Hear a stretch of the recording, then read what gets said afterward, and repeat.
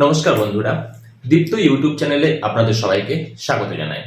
আগের দিন আপনারা বাংলা ব্যাকরণের ক্লাসটা দেখেছেন এবং আপনারা সবাই কমেন্টস করেছেন যে আপনাদের অত্যন্ত ভালো লেগেছে বাংলা ব্যাকরণের আমাদের এই ক্লাস। কিন্তু অনেকের একটা প্রশ্ন ছিল যে বাংলা ক্লাস করানোর আগে যদি বাংলার সিলেবাসটাকে একটু ডিটেলসে আমাদেরকে বলে দেওয়া হতো তাহলে আমাদের সুবিধা হতো।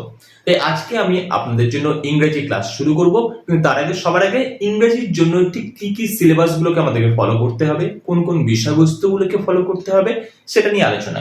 প্রথমে হচ্ছে আমরা আজকে আলোচনা করব সিলেবাস সম্পর্কে। Syllabus for TET examination for primary teachers. প্রথমে থাকবে আমাদের দুখানা প্যাসেজ, একটা প্রোজ এন্ড একটা পোয়েট্রি। এটা ন্যাচারাল টেন্ডেন্সি, আমি তা বলে এটা বলছি না যে দুটোই এই একই নিয়ম মেনে চলবে। দুটো প্রোজ হতে পারে, দুটো পোয়েট্রি হতে পারে, সেটা কোনো ফ্যাক্টর নেই, কিন্তু একটা ন্যাচারালি একটা প্রোজ এবং একটা পোয়েট্রি থাকবে, এটা ব্যাপার। এখান থেকে আপনাদেরকে কি হতে পারে, এখান থেকে আপনার ওই প্রোজ বা পোয়েট্রি থেকে কিছু কম্প্রিহেন্সিভ কোশ্চেন দেওয়া হবে এবং তার সাথে থাকতে পারে গ্রামাটিক্যাল কোশ্চেন্স এবং ওয়ার্ড খুঁজে বার করা। কিছু একটা ওয়ার্ড নিচে দিয়ে দেওয়া হলো, তার মিনিংটা হয়তো এই প্রোজ বা পোয়েট্রির মধ্যে রয়েছে, যেটা আমরা মাধ্যমিক পরীক্ষার সময় প্রায় দিতে হতো। আমাদের লাস্টে একটা গ্রামারের শেষে একটা অংশ থাকতো যেটাতে আমাদের ওয়ার্ড খুঁজে বার করতে হতো। এই ধরনের জিনিস থাকতে পারে এই প্যাসেজ থেকে, থাকতে পারে না, এটা থাকে। নেক্সট হচ্ছে ডিটারমিনার্স। ডিটারমিনার্স থাকে পরীক্ষার ক্ষেত্রে subject verb. Subject verb means naturally যেটাকে আমরা বলি সাবজেক্ট ভার্ব এগ্রিমেন্ট। এটা শুধুমাত্র আমাদের প্রাইমারি টেটের ক্ষেত্রে নয়, যে কোনো এক্সামিনেশনের ক্ষেত্রে এই সাবজেক্ট ভার্ব এগ্রিমেন্ট একটা খুব গুরুত্বপূর্ণ অংশ। নেক্সট হচ্ছে কনকর্ড। কনকর্ড জিনিসটা কি? এই সাবজেক্ট ভার্ব এগ্রিমেন্টেরই একটা অংশ হিসেবে আমরা এটাকে ধরতে পারি। এর মধ্যে আমরা সিঙ্গুলার, প্লুরাল, তার সাথে ভার্বের কি সম্পর্ক, বিভিন্ন রকমের যে জিনিসগুলো আছে সেটা এই কনকর্ডে শিখতে পারবো। নেক্সট হচ্ছে ইন্টারোগেটিভস, প্রশ্ন তৈরি করা। এই প্রশ্ন ইন্টারোগেটিভ সেন্টেন্স ফরমেশন বা কোনটা ইন্টারোগেটিভস এর কোন ধরনের অংশে পড়ে সেই সমস্ত জিনিসপত্র নিয়ে আলোচনা। ফ্রেমিং ইন্টারোগেটিভস এর মধ্যে এটা পড়ে। ফ্রেমিং ইয়েস নো আর ডব্লিউএইচ কোশ্চেন্স। কোশ্চেন্স মানে ইন্টারোগেটিভ ক্ষেত্রে কোশ্চেন্স আমরা দু ধরনের তৈরি করতে পারি, একটা ডব্লিউএইচ কোশ্চেন্স আর একটা হচ্ছে ইয়েস নো কোশ্চেন্স। তাহলে ইয়েস নো কোশ্চেন্স থাকতে পারে আর থাকতে পারে ডব্লিউএইচ কোশ্চেন্স। এর সাথে আরো একটি জিনিস হচ্ছে কোশ্চেন ট্যাগ। কোশ্চেন ট্যাগ কি জিনিস? আমরা একটা কথা বলে তার পিছনে একটা প্রশ্ন জুড়ে দিই। তুই কি আজকে আমাদের বাড়িতে আসছিস? কি বল, আসছিস না? এই যে পরে যে অংশটাকে আমরা জুড়ে দিলাম এটাকে বলা হয় কোশ্চেন ট্যাগ। প্রথমে কিন্তু একটা অ্যাসারশন দেওয়া হলো, পরে একটা অংশ জুড়ে দিয়ে প্রশ্ন করা হলো, মানে তার উত্তরটাকে এক্সপেকটেশন করে। এই কোশ্চেন ট্যাগের সামান্য কিছু নিয়ম, খুব সহজ জিনিস আমি আপনাদেরকে শিখিয়ে দেবো। প্রিপোজিশনস, যদি ইংরেজি গ্রামারের ক্ষেত্রে যদি বলা হয় সবচেয়ে টিপিক্যাল মানে সবচেয়ে ক্রিটিক্যাল একটা অংশ, সেটা আমরা সবাই জানি, এই প্রিপোজিশন। অবশ্যই এই প্রিপোজিশন অবশ্যই খুব ভালো করে শিখতে হবে এবং আপনারা নিশ্চিন্ত থাকুন, প্রিপোজিশন আপনাদের শিখিয়ে দেওয়া হবে। টাইম অ্যান্ড টেন্স, ইংরেজি লেখার জন্য এর থেকে ভালো কোনো কিছু নেই। আমি যদি ইংরেজিতে টাইম অ্যান্ড টেন্সের সেন্স আমার না থাকে তাহলে আমি কোনোদিন ভালো ইংরেজি লিখতে পারবো না। তাহলে টাইম অ্যান্ড টেন্স আপনাদেরকে শিখিয়ে দেওয়া হবে, এতটাই খেলার ছলে শেখা হবে। আমরা প্রত্যেকটাই কিন্তু প্রত্যেকটা ক্লাসকে এইভাবে নেবো না যে আমরা শিখছি, শেখার জন্য ক্লাস করছি। আমরা ঠিক মজা করে খুব সহজে কিভাবে মনে রাখা যায় সেই সিস্টেমে শিখবো, যে জাস্ট কথার ছলে ইংরেজি গ্রামারটাকে কিভাবে অভ্যাস করে নেওয়া যেতে পারে। আমরা বাংলা ব্যাকরণ খুব সবাই শিখি, বেশ অনেক ছোটবেলায় কষ্ট করে বাংলা ব্যাকরণের অনেক পার্ট শিখেছি। আগের দিন স্যার করেছেন, অসাধারণ ক্লাস করিয়েছেন বাংলা ব্যাকরণের উনি। কিন্তু ইংরেজি গ্রামারের এই পার্টগুলো আমরাও শিখবো, কিন্তু বেশিরভাগ অংশটাই আপনারা দেখতে পাবেন পরে যে খেলার ছলে আমরা শিখছি, জাস্ট মজা করে করে শেখা। ফ্রেজাল ভার্বস, বিশাল বড় সিলেবাস এই ফ্রেজাল ভার্বের, যেটাকে কমপ্লিট করা, যদি আমি বলি যে টোটাল ফ্রেজাল ভার্ব করিয়ে দেবো, সেটা খুব কঠিন একটা ব্যাপার অবশ্যই, নো ডাউট। কিন্তু ফ্রেজাল ভার্ব আমি বলছি আপনাদেরকে এমন অপশন আমি ফ্রেজাল ভার্বের দেব যাতে এই ফ্রেজাল ভার্ব আপনাদের কোনো সমস্যার কারণ না হয়। আমি বলছি, আবার বলছি, এমন অপশন ফ্রেজাল ভার্ব আপনাদেরকে আমি দিয়ে দেবো, এই ফ্রেজাল ভার্ব আপনাদের সমস্যার কোনো কারণ হবে না। জিরান্ড অ্যান্ড পার্টিসিপল দুটোই দেখতে একই রকম, কিন্তু এদের দুজনকার মধ্যে অ্যাকচুয়ালি পজিশনগত ভাবে বা পার্টস অফ স্পিচের যে অংশ সেই হিসাবে এদের দুজনের মধ্যে পার্থক্য থাকে। দেখতে দুজনকেই সেম। তো এই জিরান্ড এন্ড পার্টিসিপল কি, কোনটা জিরান্ড আর কোনটা পার্টিসিপল, তার ডেফিনেশন কি এবং তাকে কিভাবে ডিস্টিংক্ট করা যায় সেটা আমরা খুব সহজে শিখে নেবো, একদম ইজি মেথড। এবং অক্সিলিয়ারি ভার্ব, এই অক্সিলিয়ারি ভার্ব যেটা টেন্স করানোর সময়ও আলোচনা করা হবে এবং তার ক্ষেত্রেও অন্যভাবে আলোচনা করা হবে। এই অক্সিলারি ভার্ব একটা গুরুত্বপূর্ণ অংশ, যেটা ছাড়া ইংরেজি গ্রামার অসম্পূর্ণ। অবশ্য এগুলো কোনোটা ছাড়াই যেগুলো অংশগুলো বললাম, প্যাসেজ প্রস্ত অবশ্যই, ওটাকে বাদ দিয়ে যদি বাকি যেগুলো দেওয়া আছে, এগুলো ইংরেজি গ্রামারের প্রত্যেকটাই হচ্ছে অপরিহার্য অংশ। এই প্রত্যেকটাকে আমাদের শিখতে হবে এবং প্রতিশ্রুতি দিচ্ছি, কথা দিচ্ছি, এগুলো যখন আপনাদের শেখা হবে, আপনারা খুব সহজে, যাদেরকে একদম প্রেম করে, যারা ইংরেজিকে ভয় পান, আমাদের এই ক্লাসগুলো হয়ে যাওয়ার পরে আমি গ্যারান্টি দিচ্ছি আপনাদের ইংরেজি বিষয় নিয়ে কোনো ভয়ই থাকবে না। তো আজকে আমরা একদম সিম্পল বিষয়ের উপর শুরু করবো, একদম গোড়া থেকে, একদম ছোটদেরকে আমরা যেভাবে শেখাই ইংরেজি, ঠিক সেরকম ভাবে letter, alphabet, parts of speech, ঠিক এইরকম ধরনের জিনিস থেকে ইংরেজি শেখা শুরু করব। খুব বেশি বড় আমি ক্লাস করবো না, কারণ বেশি বড় ক্লাস মানে একটা ধৈর্যচ্যুতি ঘটে, সেই হিসাবেই ক্লাসটা হবে। চলুন দেখতে থাকো। তো আমি যেটা বললাম যে আমরা শুরু করবো একদম শুরু থেকে, একদম শুরু থেকে মানে ছোট বাচ্চাদের যেভাবে শেখানো শুরু করা হয় ঠিক সেরকম ভাবে। ইংরেজি ভাষাতে একদম শুরুতে যদি বলতে হয় বর্ণমালায় পরিচয় দেওয়া, বর্ণ পরিচয় করা, বাংলায় বর্ণ পরিচয় আমরা সবাই জানি। তো প্রথমে একদম বলতে গেলে সেটা হচ্ছে লেটার। এই লেটার কি? লেটার হচ্ছে আমাদের যে সাউন্ড, সেই যে সাউন্ডগুলো আমরা মুখ থেকে উচ্চারণ করি, সেই সাউন্ডের রিটেন ফর্ম। যেমন এ একটা সাউন্ড, তার রিটেন ফর্ম হচ্ছে এটা। বি একটা সাউন্ড, তার রিটেন ফর্ম এটা। তাহলে এই যে সাউন্ড গুলো আমরা উচ্চারণ করে থাকি, সাউন্ড গুলো বলে থাকি, তার রিটেন ফর্ম হচ্ছে লেটার। কিন্তু এবার সব সাউন্ডের কি রিটেন ফর্ম আছে? না, এখানে এই ক্ষেত্রে আমরা ইংরেজিতে টোটাল 26 খানা লেটার আমাদের রয়েছে। এই 26 খানা লেটারকে আবার সাউন্ডকে ভেঙে দিয়ে দু রকম সাউন্ডে ভেঙে ফেলা হয়। 26 খানা লেটার টোটাল, এই 26টা লেটারকে দু রকম সাউন্ডে ভাঙা হয়। একটা নাম দেওয়া হয় ভাওয়েল আর একটা নাম দেওয়া হয় কনসোন্যান্ট। ভাওয়েল এবং কনসোন্যান্টে 26টা লেটারকে ভেঙে ফেলা হয়। এর মধ্যে ভাওয়েলের সংখ্যা আমরা 5 খানা জানি, আর জানি টোটাল 21 খানা হচ্ছে কনসোন্যান্ট।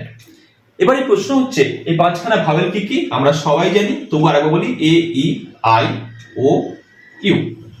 এই 5 খানাকে ভাওয়েল সাউন্ড বলা হয় এবং বাকি 21 খানা যেগুলো আছে সেগুলোকে কনসোন্যান্ট সাউন্ড বলা হয়। এবার প্রশ্ন হচ্ছে ভাওয়েল আর কনসোন্যান্টের মধ্যে ডিফারেন্স কি? কেন এই 26টা লেটারকে এরকম ভাবে ভেঙে দেওয়া হলো? আমরা বাংলায় যখন স্যার ক্লাস পড়াচ্ছিলেন চিন্ময় বাবু, উনি বলেছিলেন স্বরধ্বনি আর ব্যঞ্জন ধ্বনি। ঠিক তাই, যে ধ্বনিটাকে উচ্চারণ করার জন্য আমাদের স্বরের কোনো পরিবর্তন হয় না, একই সুরে চলে, একই সাউন্ডে চলে, তাকে আমরা সুর বলে থাকি, সেগুলোর ক্ষেত্রে আমরা বলি ভাওয়েল বা স্বরধ্বনি। আর যেগুলোর ক্ষেত্রে অন্য স্বর মিলিত হয় তার সাথে, তাদেরকে আমরা বলি কনসোনেন্ট বা ব্যঞ্জন ধ্বনি। এ ই একটাই কিন্তু সাউন্ড, ই, এটাও কিন্তু এ ই আই ও উ, এই যে সাউন্ডগুলো, এই সাউন্ডগুলোকে আমরা এইভাবে দেখছি। অ্যাকচুয়ালি আমরা ইউ বলি, উ সাউন্ড, এরকম যে প্রত্যেকটা সাউন্ডকে ধরা হয়। এবার এই 21 খানা যে কনসোনেন্ট সাউন্ড আছে, এর মধ্যেও দুখানা ভাওয়েলের মতো একই স্বরে সুরে চলে এরকম দুটো সাউন্ড কিন্তু রয়েছে। আপনারা ম্যাক্সিমাম বইতে দেখতে পাবেন যে একটা সাউন্ড এরকম রয়েছে, কিন্তু না, অ্যাকচুয়ালি মতান্তরে এটা দুটো হয়। সেটা হচ্ছে, একটা হচ্ছে ওয়াই আর একটা হচ্ছে ডাব্লিউ। এই দুটোর উচ্চারণ অনেকটা এই এদের মতো হয়। অ্যাকচুয়ালি উচ্চারণ যদি উচ্চারণ বিধিতে দেখানো হয়, আমরা সাউন্ডের সিগনেচার, সাউন্ডের যে সিম্বল করা হয় তাদেরকে এইভাবে দেখানো হয়। এই দুটোকে বলা হয় সেমি ভাওয়েল, এদেরকে বলা হয় সেমি ভাওয়েল হিসেবে ব্যবহার করা হয়। আর বাদবাকি যেগুলো রয়েছে সেগুলো অবশ্যই কনসোনেন্ট। এবার প্রশ্ন হচ্ছে সেমি ভাওয়েল কি ভাওয়েল? না, কখনোই নয়। সেমি ভাওয়েল কিন্তু আসলে কনসোনেন্ট। ওয়াই আর ডাব্লিউ যে দুটো আমি এখানে লিখেছি, এটা সেমি ভাওয়েল হলেও এটা কিন্তু কনসোনেন্ট সাউন্ডের মধ্যে ধরা হয়। এবার প্রশ্ন হচ্ছে স্যার এগুলো আপনি কি লিখলেন? এগুলো হচ্ছে ভাওয়েলের বা কনসোনেন্টের সাউন্ড দেখতে কিরকম হয় সেই ডিভিশন। এক্ষেত্রে বলা হয় এই 26 খানা যে লেটার আছে, এই 26 খানা লেটারে ইংরেজিতে টোটাল 44 খানা সাউন্ড তৈরি করা যায়। কতগুলো সাউন্ড হয়? 44 খানা। এই 26টা লেটার নিয়ে 44 খানা সাউন্ড তৈরি করা হয়। লেটার আছে 26টা, টোটাল সাউন্ড তৈরি হয় এখান থেকে 44 খানা। এই 44 খানা সাউন্ডের মধ্যে 20 খানা ভাওয়েল সাউন্ড এবং 24 খানা কনসোনেন্ট সাউন্ড তৈরি হয় টোটাল। 20খানা ভাওয়েল সাউন্ড, 24টা। 5খানা ভাওয়েল আমরা দেখতে পাচ্ছি, এই 5খানা ভাওয়েল কিন্তু 20খানা ভাওয়েলের সাউন্ড তৈরি করতে পারে এবং 21খানা কনসোনেন্ট, 24খানা কনসোনেন্টের সাউন্ড তৈরি করতে পারে। এবার এই 20খানা ভাওয়েলের সাউন্ড আবার দুটো ভাগে ভাগ করা হয়, সেগুলো জেনে নেই 12খানা এবং 8খানা মনোফথং অ্যান্ড ডিফথং। এগুলোকে যেগুলো বলছে এগুলো ফোনেটিক্সের জিনিস, এগুলো অনেকটা জটিল বিষয়, সেগুলো আমাদের এই পরীক্ষার বিষয়বস্তুর মধ্যে আসছে না। তাহলে এগুলো আমরা যেটা জানলাম সেটা হচ্ছে লেটার আর অ্যালফাবেট, সেগুলো সম্পর্কিত বিষয়বস্তু। এরপর আমরা চলে যাব লেটার সম্পর্কে বিষয়বস্তু যাওয়ার পরে অ্যালফাবেট কি। যে লেটারগুলো পরিষ্কার আমরা বাংলা ভাষায় বলতে পারি একটা ঝুড়ির মধ্যে সাজিয়ে রাখা আছে 26খানা লেটার, এই 26টা লেটারকে একসাথে আমরা বলি ইংলিশে অ্যালফাবেট। এবার লেটার আর অ্যালফাবেট চলে আসার পর আমরা চলে যাব কোথায়, ওয়ার্ডে। চল, ইংরেজিতে লেটার বা অ্যালফাবেট শেখার পরে আমাদের সবার প্রথমে যেটা চলে আসে সেটা হচ্ছে word formation. What is word? Word হচ্ছে কতগুলো লেটারকে পাশাপাশি বসানো। যদি এটা উত্তর হয় তাহলে এই উত্তরটা ঠিক নয়, আংশিকভাবে ঠিক নয়, কারণ কতগুলো লেটারকে যদি আমি পাশাপাশি বসিয়ে দিই সেটা কখনোই ওয়ার্ড হতে পারে না। তাহলে কতগুলো লেটারকে পাশাপাশি বসিয়ে যদি একটা সেটা মিনিং তৈরি করে তবে সেটা হচ্ছে ওয়ার্ড। আমি যদি লিখতে পারি DOG, ডগ লিখতে পারি, কিন্তু আমরা যদি এটাকে OGD লিখি, এটা কি কোনো ওয়ার্ড তৈরি হবে? এই DOG ডগ আমাদের কাছে একটা ইমেজ তৈরি হচ্ছে, একটা ইমেজকে আমরা তৈরি করতে পারছি, একটা এক্সপ্রেশন যেটার প্রপার রিটেন ফর্ম তৈরি হচ্ছে, সেটাকে আমরা ওয়ার্ড বলতে পারি। কিন্তু OGD এটা দিয়ে আমরা কোনো কিছু, কয়েকটা লেটার, এখানেও 3টে লেটার পাশাপাশি বসেছে কিন্তু কোনো এখানে কিন্তু মিনিং বা ইমেজ আমাদের মনে কিন্তু আসছে না। তো সুতরাং এটা কখনোই ওয়ার্ড হতে পারে না, এটা একটা ওয়ার্ড। তাহলে ওয়ার্ডের ডেফিনেশন কি দিতে পারি, কতগুলো লেটার নির্দিষ্ট নিয়ম অনুসারে পাশাপাশি বসে যদি একটা এক্সপ্রেশনকে রিফ্লেক্ট করে তাহলে সেটা হবে ওয়ার্ড। আর সেন্টেন্স কি, কতগুলো ওয়ার্ডকে, একই যেরকম সিস্টেম হবে, কতগুলো ওয়ার্ডকে পাশাপাশি বসতে হবে একটা নির্দিষ্ট নিয়ম অনুসারে যদি একটা মনের ভাব সম্পূর্ণরূপে প্রকাশ করে, আবার বললাম সম্পূর্ণরূপে প্রকাশ করে, তবে সেটাকে আমরা বলবো সেন্টেন্স। প্রশ্ন হচ্ছে যদি সম্পূর্ণরূপে প্রকাশ না করে তাহলে কি সেটা সেন্টেন্স নয়? না, একদমই নয়। কতগুলো ওয়ার্ড পাশাপাশি বসতে পারে, মনের ভাব আংশিক প্রকাশ করতে পারে, সেক্ষেত্রে সেন্টেন্সের জায়গায় সেটা ফ্রেজও হতে পারে। সেটাকে সেন্টেন্সের সম্পূর্ণ নিয়ম মানলো না, সেক্ষেত্রে ভার্ব থাকলো না বা কিছু থাকলো না, সেক্ষেত্রে আমরা একই রকম দেখতে অনেকটা বড় কতগুলো ওয়ার্ড পাশাপাশি বসেছে কিন্তু সেন্টেন্স হলো না, সেটা ফ্রেজ হয়ে যেতে পারে। মনের ভাব সম্পূর্ণরূপে প্রকাশ করলো না, সেন্টেন্স না হতে পারে। তাহলে কতগুলো ওয়ার্ড পাশাপাশি বসে যদি মনের ভাব সম্পূর্ণরূপে প্রকাশ করতে পারে তাহলে তাকে আমরা বলবো সেন্টেন্স। এক্ষেত্রে একটা ছোট প্রশ্ন থাকে যে আমাদের পৃথিবীতে এখনো পর্যন্ত ইংরেজিতে ব্যবহৃত সব থেকে ছোট সেন্টেন্স কোনটা? কেউ বলতে পারবেন? ইংরেজিতে ব্যবহৃত সব থেকে ছোট সেন্টেন্স কোনটা?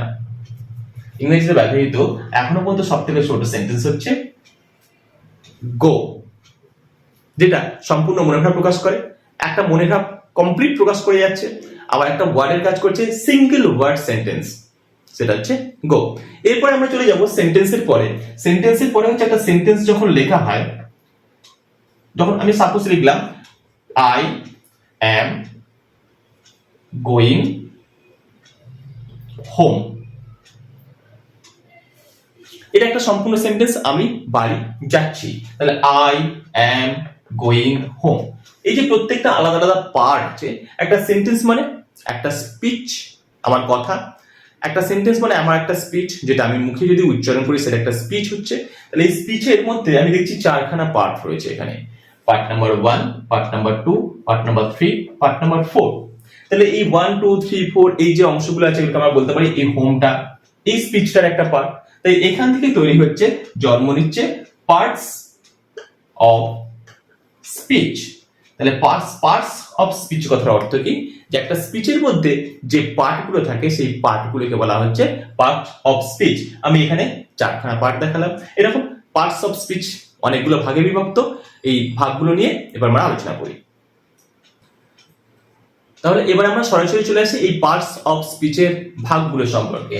এই পার্টস অফ স্পিচ লেখার পরে আমি 8খানা এদের ভাগ লিখেছি, noun, pronoun, adjective, verb, adverb, prepositions, conjunctions and interjections. Noun, আমি প্রথমে এদের বাংলাগুলো লিখবো। নাউন কথার অর্থ হচ্ছে বিশেষ্য। 2 নম্বর প্রোনাউন, এর নাম হচ্ছে সর্বনাম। অ্যাডজেক্টিভ, এর নাম হচ্ছে বিশেষণ।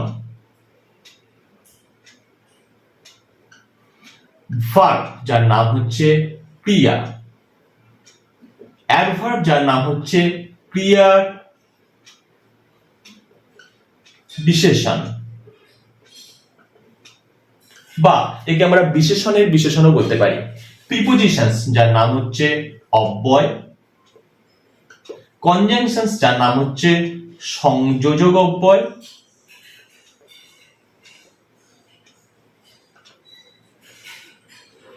আর ইন্টারজেকশন, যার নাম হচ্ছে বিস্ময়সূচক অব্যয়।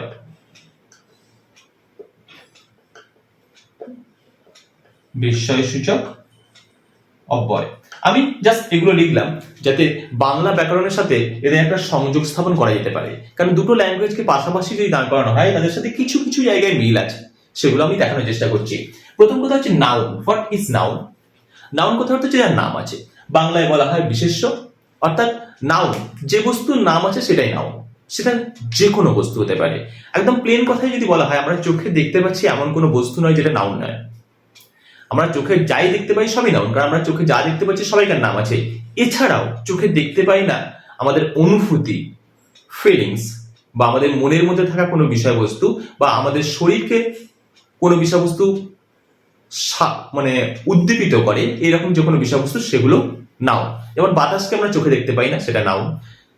আলোকে আমরা চোখে দেখতে পাই না, সেটা নাউন। আমাদের মনের মধ্যে কোনো ফিলিংস, রাগ, দুঃখ, ভয়, এগুলো আমরা এক্সপ্রেশন করতে পারি না, এক্সপ্রেস করতে পারি কিন্তু চোখে দেখতে পাই না, এগুলো কিন্তু নাউন।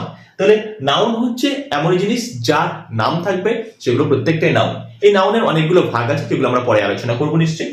এরপর হচ্ছে প্রোনাউন, সর্বনাম। নামটা কি আছে? সর্বনাম। ভগবানের নাম, প্লেন কথা বলতে গেলে সর্বনাম মানে সবার নাম। অর্থাৎ নাউনের জায়গায় যে বসতে পারে সে হচ্ছে সর্বনাম। এমন একটা জিনিস যেটা যে কোনো নাউনের পজিশনে বসিয়ে দেওয়া যেতে পারে। শুধুমাত্র পার্সন ভেদে, পার্সন নিয়ে আমরা পরে আলোচনা করব। পার্সন ভেদে এই সর্বনাম, অর্থাৎ সর্বনাম কথার অর্থ হচ্ছে, বা প্রোনাউন কথার অর্থ হচ্ছে যে নাউনের জায়গা রিপ্লেস করে, যেটা অ্যাকচুয়ালি নাউনের মতো কাজ করে, কিন্তু নাউনটা বাদ দিয়ে একটা অন্য শব্দকে আমরা ব্যবহার করি। যেমন আমি লিখতে পারি হি, সি, ই, এখানে ইটা আমি লিখলাম না এখন, আই, উই, এগুলোকে আলাদা আলাদা ভাবে আমরা পরে একটা ছকের মাধ্যমে দেখিয়ে দেবো। তারপর হচ্ছে অ্যাডজেক্টিভ। অ্যাডজেক্টিভ মানে বিশেষণ। বিশেষণ মানে যে নাউন বা প্রোনাউন সম্পর্কে কিছু বলে। নাউন আর প্রোনাউনের দোষ, গুণ, অবস্থা, পরিমাণ, সংখ্যা যা কিছু হতে পারে। নাউন বা প্রোনাউনকে যে ডেসক্রাইব করবে সেটা হচ্ছে বিশেষণ। তাহলে বিশেষণ মানে হচ্ছে, বা অ্যাডজেক্টিভ মানে হচ্ছে এই যে একটা ডেসক্রাইব, নাউন বা প্রোনাউনকে যে ডেসক্রিপশন দেবে, ডেসক্রাইব করবে নাউন বা প্রোনাউনটি কেমন, তার যে অ্যান্সার সেটা হচ্ছে বিশেষণ। কোন পজিশন কত রকমের ভাগ হয় সেটা পরে আলোচনা করব। জাস্ট কনসেপ্ট ক্লিয়ার হোক। ভার্ব, ক্রিয়া, কাজ করা বোঝানো। অর্থাৎ একটা সেন্টেন্সের মধ্যে যেটা মেইন কাজ করা বোঝাবে, যে সেন্টেন্সটা অ্যাকচুয়ালি উদ্দেশ্যটা কি আমাকে বোঝানোর, সেটা যেটা বোঝাবে সেটা হচ্ছে ক্রিয়া। এই ক্রিয়া 2 রকমের ভাগ আছে, তাছাড়া সেই ভাগেরও ভাগ আছে যেগুলো আমরা পরে আলোচনা করব। যেমন অক্সিলারি ভার্ব আমাদের সিলেবাসের মধ্যে একটা অংশ আছে, কিন্তু শুধু অক্সিলারি ভার্ব করলেই আমাদের হবে না, তার সাথে অনেক রকমের ভার্বের দরকার আছে। তো ক্রিয়া সম্পর্কে জানলাম। অ্যাডভার্ব, অ্যাডভার্বের মধ্যে ভার্ব ঢুকে রয়েছে, অর্থাৎ ভার্ব সম্পর্কে বলবে। অ্যাডজেক্টিভ যদি নাউন প্রোনাউন সম্পর্কে বলে, নাউন সম্পর্কে যদি বলে, তাহলে অ্যাডভার্ব ভার্ব সম্পর্কে বলবে। কিন্তু না, অ্যাডভার্ব শুধু ভার্ব সম্পর্কে নয়, কখনো কখনো অ্যাডজেক্টিভ সম্পর্কেও বলতে পারে। তাহলে অ্যাডজেক্টিভ বা অ্যাডভার্ব ভার্ব সম্পর্কে যে বলে সে হচ্ছে অ্যাডভার্ব। আমি দৌড়াচ্ছি, কেমন ভাবে দৌড়াচ্ছি? ধীরে ধীরে। এই যে ধীরে ধীরে, এটা হচ্ছে অ্যাডভার্ব। আমি এক্সাম্পল লিখে দিলাম, ধরুন স্লোলি, এই হচ্ছে অ্যাডভার্বের এক্সাম্পল। তাহলে noun, pronoun, adjective, verb, adverb complete. Preposition, এখানে একটা অপশন দেখছি পজিশন। আমি বললাম এই সমস্ত জিনিসের নামের মধ্যে, ইংরেজি এমন জিনিস তার নামের মধ্যে তার ডেফিনেশন লুকিয়ে থাকে। পজিশন, অর্থাৎ পজিশন যে বোঝাবে সেই হচ্ছে প্রিপজিশন। একটা সেন্টেন্সের ঠিক কোন পজিশন, একটা জায়গাকে ঠিক কোন পজিশনে, একটা নাউনকে ঠিক কোন পজিশনে বসাবে, সেটা যেটা সিগনিফাই করবে সে হচ্ছে প্রিপজিশন। প্রিপোজিশন খুব ফার্স্ট চ্যাপ্টার, একটু আগে আমি বলেছি, আমি পরে এটাকে আলোচনা করব, অতটাও কঠিন নয়। কনজাংশন, আমি আবার এটাকে ভাঙছি, কনজাংশন। জাংশন কথাটা আমরা সবাই জানি। জাংশন মানে এমন একটা জায়গা যেখানে সব কিছু জড়ো হয়। Railway junction, Bardhaman junction, Durgapur, এই আসানসোল জাংশন, খড়গপুর জংশন, এই যে জাংশন, এই জাংশন গুলো হচ্ছে মেন বিষয়বস্তু। জাংশন মানে কি, এখানে বিভিন্ন জায়গা থেকে রেল লাইন এসে যুক্ত হয়েছে। তাহলে জাংশন কি, এমন একটা জিনিস যেখানে যুক্ত করা হয়, সংযোজক। আমি এই জন্য বাংলাটাকে লিখেছি সংযোজক, অর্থাৎ যে যুক্ত করবে, অর্থাৎ দুটো ওয়ার্ডকে, দুটো ফ্রেজকে অথবা দুটো সেন্টেন্সকে যে যুক্ত করে, সে হচ্ছে কনজাংশন। তাহলে এর কাজ হচ্ছে জুড়ে ফেলা। তাহলে কনজাংশনের কাজ হচ্ছে জুড়ে ফেলা। অ্যান্ড, বাট, অর যাই ব্যবহার করা হোক না কেন, এগুলো হচ্ছে এই কনজাংশনের এক্সাম্পল। ইন্টারজেকশন, এখান থেকে আমি ইন্টার কথাটা কাট আউট করলাম। ইন্টার মানে ভিতরে, ইন্টারনাল, অর্থাৎ আমাদের মনের মধ্যে হঠাৎ করে যে সমস্ত আবেগ বা উচ্ছ্বাসগুলো জেগে ওঠে, তাকে এক্সপ্রেস করার জন্য কিছু লাগবে। ও হুররে, মানে বাংলা যদি হায় রে, ঠিক এইরকম ধরনের যে কথাগুলো, হঠাৎ করে একটা উচ্ছ্বাস মন থেকে বেরিয়ে আসে, সেটা দুঃখের হতে পারে, সেটা আনন্দের হতে পারে, সেটা বিস্ময়ের হতে পারে। এই যে জিনিসগুলো আছে সেগুলো হচ্ছে ইন্টারজেকশন, অর্থাৎ আমাদের ইন্টারনালি, ভিতর থেকে, মনের ভিতর থেকে যে জিনিসটা বেরিয়ে আসবে হঠাৎ করে একটা সাউন্ড, সেগুলোকে আমরা বলি ইন্টারজেকশন। তো আমরা পার্টস অফ স্পিচের ভাগগুলো আছে দেখে নিলাম। আজকে ভিডিও আর লেন্দি করবো না। এই সংক্রান্ত বিষয়ে কোনো প্রশ্ন থাকলে অবশ্যই চ্যানেলে কমেন্ট বক্সে আছে। ভিডিও ভালো লাগলে লাইক করবেন। পরের দিন আমরা সরাসরি চলে যাব পার্টস অফ স্পিচের এগুলোর ভাগগুলো নিয়ে আলোচনা করতে, তারপরে আরো ডিটেলস। বললাম একদম ধীরে ধীরে শিখবো, ছোটদের মতো শিখবো, একদম খেলার ছলে বুঝে বুঝে শিখবো। যে কটা বললাম প্রত্যেকটা নামের সাথে তাদের বিষয়বস্তু লুকিয়ে আছে। পার্টস অফ স্পিচের এই 8টা নাম যদি এখন জিজ্ঞাসা করা হয় কোনটা কি এবং কেন ব্যবহার করা হয়, আর নিশ্চয়ই কারোর ভাবতে কোনো সমস্যা হবে না। Thank you for watching us.